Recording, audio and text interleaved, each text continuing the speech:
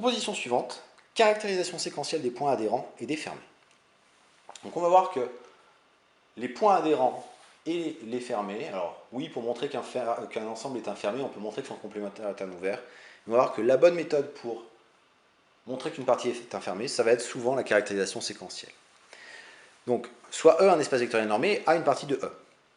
Je prends un X étoile dans E, alors je prétends que X étoile est un point adhérent à A, si et seulement si il existe une suite d'éléments de A. Alors je l'indexe par n étoiles plutôt que grand N pour des raisons pratiques, mais ça ne changerait pas grand chose, telle que la suite AN converge vers X étoile. Et une partie est fermée, si et seulement si pour toute suite AN d'éléments de grand A qui convergent vers un certain X étoile dans E, alors X étoile est dans A. Alors on va démontrer cela, puis après on fera quelques remarques pour l'interprétation et voir en quoi est-ce que c'est pratique pour montrer qu'une partie est un fermé. Le point 1. J'ai une équivalence, je procède de gauche à droite. Je suppose que X étoile est dans l'adhérence de A. Alors, le fait que X étoile soit un point adhérent à A, la définition qu'on va progressivement oublier au profit de la caractérisation séquentielle, c'est que pour tout R strictement positif, l'intersection entre la boule ouverte de centre X étoile et de rayon R et A est non vide. En particulier, pour tout n dans n étoile, je prends R égale 1 sur n, c'est pour ça que je n'ai pas pris n égale 0, sinon j'aurais pris 1 sur n plus 1, ça ne change pas grand chose. La boule ouverte de centre X étoile et de rayon 1 sur R qui est strictement positif, inter A est non vide.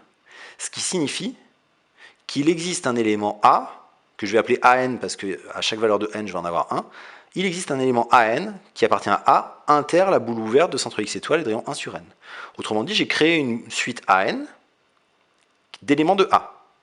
Reste à justifier que la suite AN converge vers X étoile, sauf que la norme de X étoile moins AN, comme AN appartient à la boule de centre X étoile et de rayon 1 sur n, la norme de X étoile moins AN, elle est strictement plus petite que 1 sur n, elle est positive. Donc par encadrement, la norme de X étoile moins AN tend vers 0, et donc la suite AN tend vers X étoile.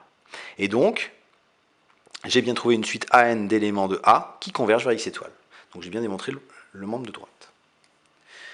Pour l'implication réciproque, je suppose qu'il existe une suite d'éléments de A qui convergent vers X étoile, et je veux démontrer que X étoile est dans l'adhérence de A.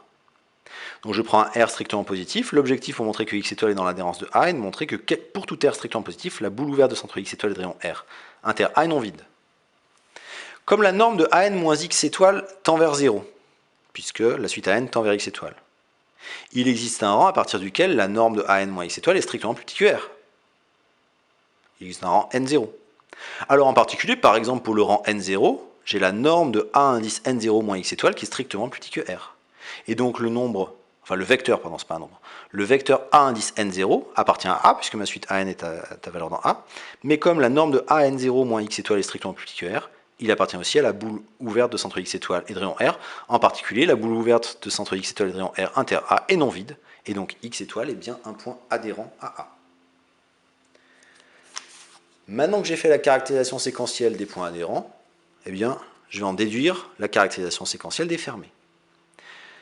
De gauche à droite, je suppose que A est une partie fermée, et je veux démontrer que pour toute suite d'éléments de A qui convergent vers un certain X étoile de E, alors la limite est dans A. Donc je prends AN, une suite de A qui converge vers un certain X étoile dans E. Par la caractérisation séquentielle des points adhérents, si j'ai une suite AN d'éléments de A qui convergent vers X étoile, ça signifie, c'est même équivalent au fait que X étoile appartiennent à l'adhérence de A. Mais comme A est fermé, la définition de A fermé, c'est que A est égal à son adhérence, donc X étoile appartient à A. Pour l'autre sens, si pour toute suite d'éléments de A qui convergent vers un X étoile dans E, alors X étoile est dans A, et on va montrer que A est un fermé. On sait déjà que, donc il s'agit de montrer que A c'est l'adhérence de A. Donc on sait déjà que A est inclus dans l'adhérence de A. Il faut montrer l'autre inclusion. Ben, si je prends X étoile dans l'adhérence de A, il faut que je démontre que X étoile est dans A. Si X étoile est dans l'adhérence de A, par la caractérisation séquentielle des points adhérents, il existe une suite de AN, il existe une suite AN d'éléments de A qui convergent vers X étoile.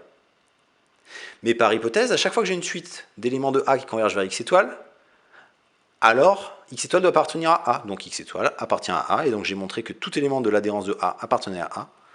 Et donc l'autre inclusion, A est égal à son adhérence, et donc A est fermé. Donc la caractérisation séquentielle des points adhérents et des fermés, elle va être extrêmement utile. C'est celle-là qu'on va utiliser dans 90% des cas pour montrer qu'une partie est fermée, ou pour interpréter le fait qu'un point est adhérent. Donc ce qu'il faut retenir de la topologie pour l'instant, c'est que les parties ouvertes ont un avantage, c'est qu'en tout point d'une partie ouverte, on peut centrer une boule qui reste incluse dans la partie ouverte. Le gros avantage, c'est qu'on pourra donc approcher de tout point de la partie ouverte dans toutes les directions en restant dans la partie. Donc pour la notion de limite, ce sera pratique d'être dans un ouvert, parce que dès lors que j'ai un vecteur qui est dans un ouvert, quand je prends un vecteur qui est proche de ce vecteur, il sera encore dans la partie.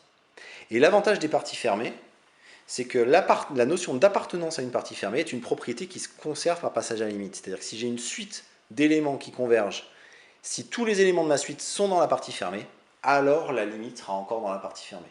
Donc, j'ai dit qu'il y avait des parties qui étaient ni ouvertes ni fermées. Quand j'ai une partie d'un espace vectoriel normé, si jamais elle est ouverte, ce sera pratique parce qu'en tout vecteur de cette partie, je pourrais l'approcher dans toutes les directions en restant dans la partie. Donc ce sera un avantage.